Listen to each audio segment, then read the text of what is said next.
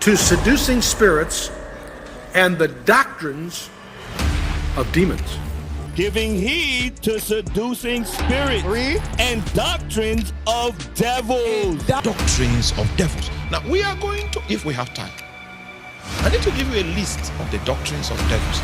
Drag is holy. Jesus called himself a mother hen longing to gather up her chicks. If Jesus can be a mother hen, then you can dress in drag. I've even heard it said that Jesus was, and humanity is, God in drag. So let me say this again for those of you in the back. Drag is holy. God is ready, ever ready to move. 1 Timothy chapter 4 verse 1, it says, "Now the Spirit clearly says that in the last times some will depart from the faith and pay attention to seducing spirits and doctrines of devils." So you might probably have heard a couple of times doctrines of demons, and you will not understand. You probably have been asking yourself, what is this doctrine of demons, right? How can can a demon teach? If a demon teaches, how does it sound like? How does it look like? Who are the vessels demons use? Because as we know, demons can operate individually. They always have to use a vessel. And they strive in teaching rebelliousness. They strive in teaching deception.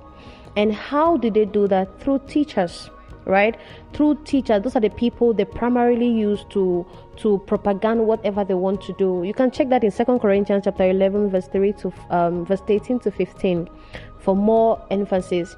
And most of the times when we hear doctrines of demons, and we mostly ascribe it to teachers or preachers, but that's not the end, right?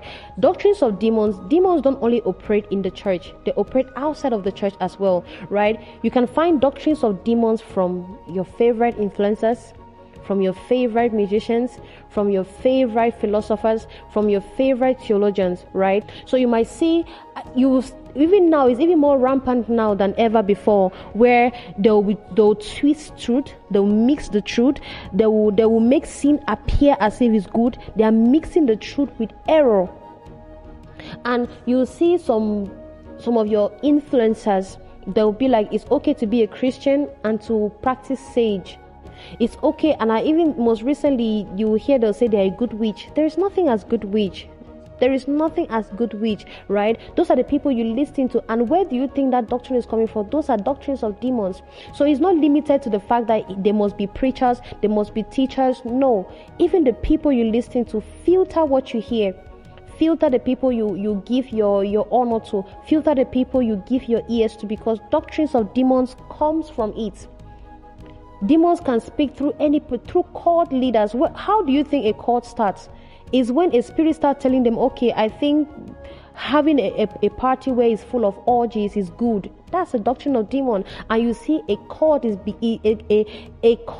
begins to form from such mentality. So it's not limited to the church. Even your friends can also be under the influence of demonic teachings.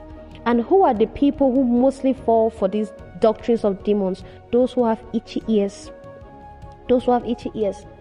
The Bible tells us, Apostle Paul tells us, those who have itchy ears, because they don't want to hear the correct doctrine. They don't want to hear the sound doctrine. They don't want to hear the doctrine of righteousness. They don't want to hear the doctrine of purity, the doctrine of God's standard. The Bible says that God's standards remain sure. It cannot be changed. So when people don't love to hear such things, they will prefer to hear from someone who tells them, I practice witchcraft, but I'm a child of God. They want to hear, I practice being a Christian, but I dress the way I want to dress. I practice being a Christian, but I walk in honor, I walk in error, right? That is how you can identify doctrines of demons. When it contradicts everything that God stands for, not only towards a pastor or a preacher, but towards influencers, politicians, every person you give your honor to. Amen.